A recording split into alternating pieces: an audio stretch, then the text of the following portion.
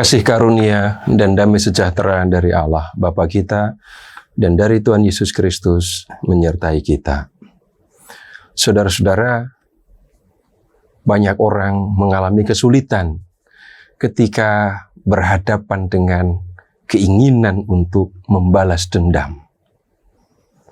Orang yang pernah disakiti atau mengalami orang dekatnya, orang yang dikasihinya disakiti, itu bisa mengalami bagaimana rasa marah, dendam itu muncul di dalam hatinya. Dan orang yang memiliki rasa dendam di dalam hatinya itu tidak tahu kapan rasa dendam itu hilang, karena memang dendam itu tidak ada kadaluarsanya. Kita akan belajar dari kasus pembunuhan Amnon yang sudah memperkosa Tamar. Nah, ceritanya begini. Di 2 Samuel bab 13, di situ diceritakan bagaimana peristiwanya. Dan untuk memahaminya, kita perlu ingat bahwa Daud sebagai raja, dia mempunyai banyak istri dan punya banyak anak. Nah, dari antara banyak istri Daud, 2 orang yang perlu disebut di sini itu adalah Ahinoam. Ini perempuan Israel, dan dari perempuan ini Daud memperoleh seorang anak laki-laki yang bernama Amnon. Kemudian yang kedua itu Maaka.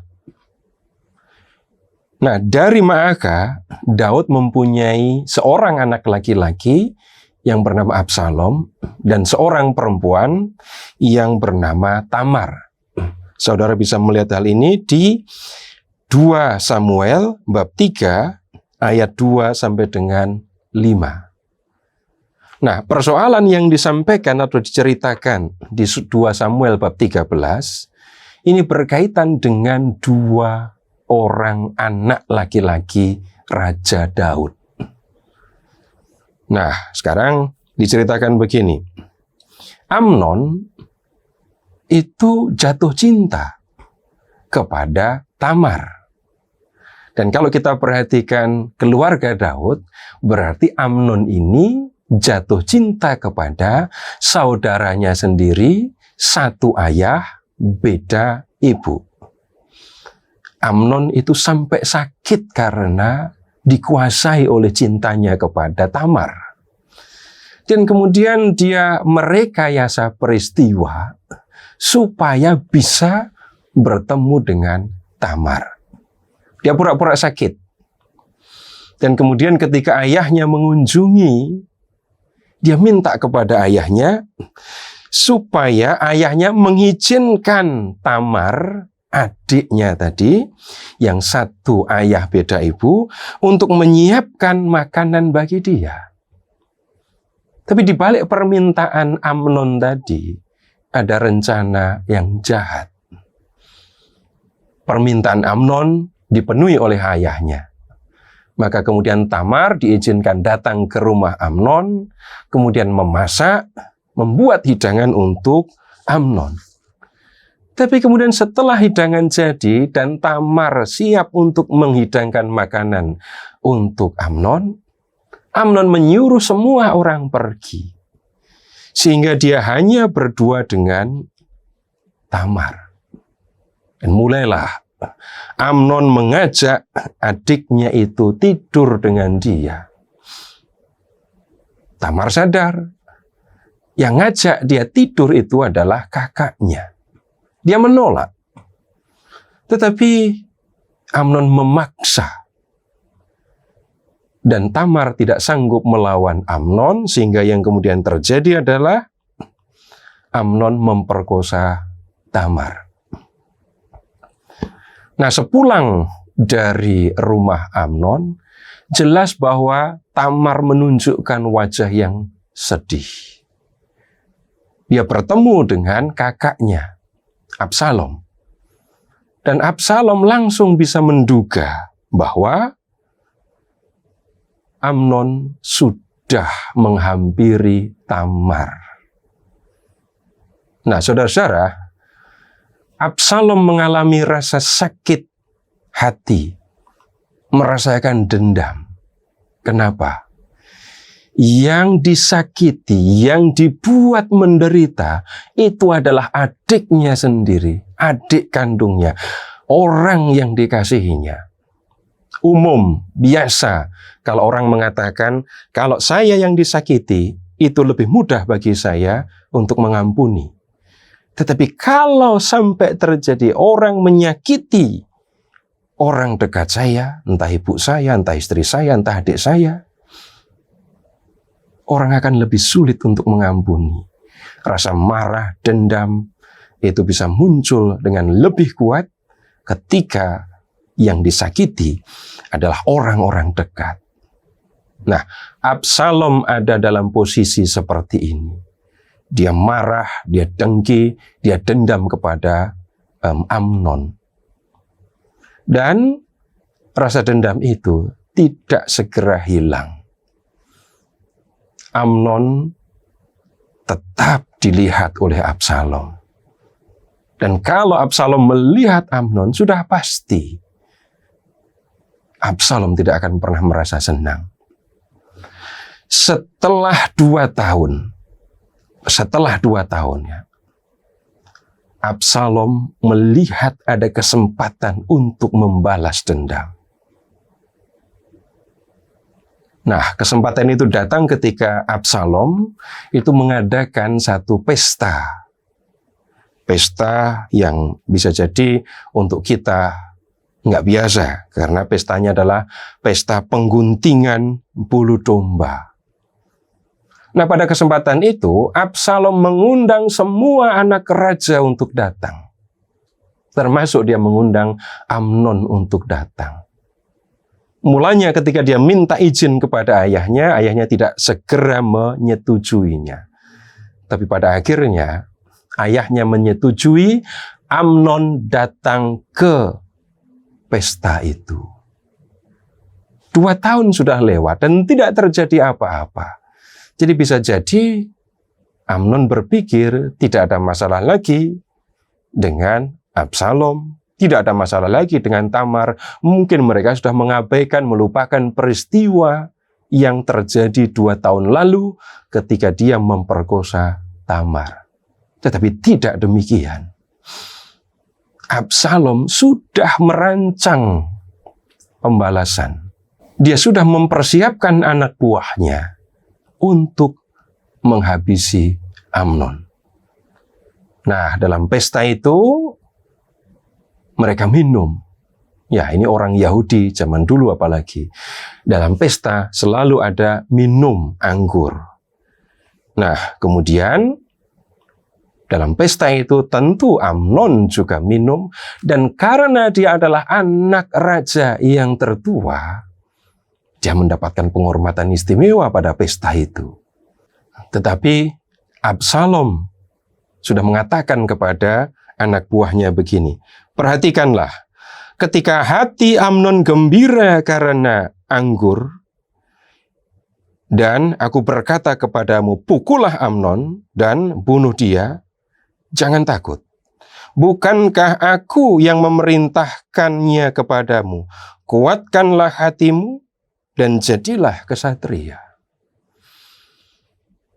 Absalom membuat situasi supaya Amnon minum banyak dan mabuk.